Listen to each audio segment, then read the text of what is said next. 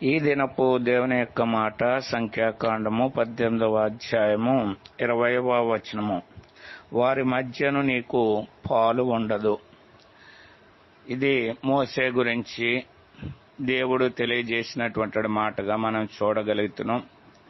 ఇశ్రాయేలుకు లేవీలకు ఏ స్వాస్థ్యాలు వారు పొందుతారో తెలియజేస్తూ మోసే గురించి వారి మధ్య నీకు పాలు ఉండదని చెప్తున్నాడు. కారణం ఏంటంటే నీ పాలు నీ స్వాస్థ్యము నేనే అని మోసేకు దేవుడు తెలియజేసినటువంటి వాడుగా ఉన్నాడు. అదే రీతిగా దేవుడి దినాల్లో మన స్వాస్థ్యం ఏంటో, దేవుడు మనకు ఏ కార్యాలు చేయబోతున్నాడో దేవుడు నిర్దేశించినటువంటి వాడుగా ఉన్నాడు. మనల్ని విడిచిపెట్టేవాడు కాదు, తన స్వాస్థ్యం ద్వారా మనల్ని ఆశీర్వదిస్తాడు. ఆ రీతిగా మనము కూడా దేవుని యొద్ద మన స్వాస్థ్యం ఏమై ఉన్నదో అది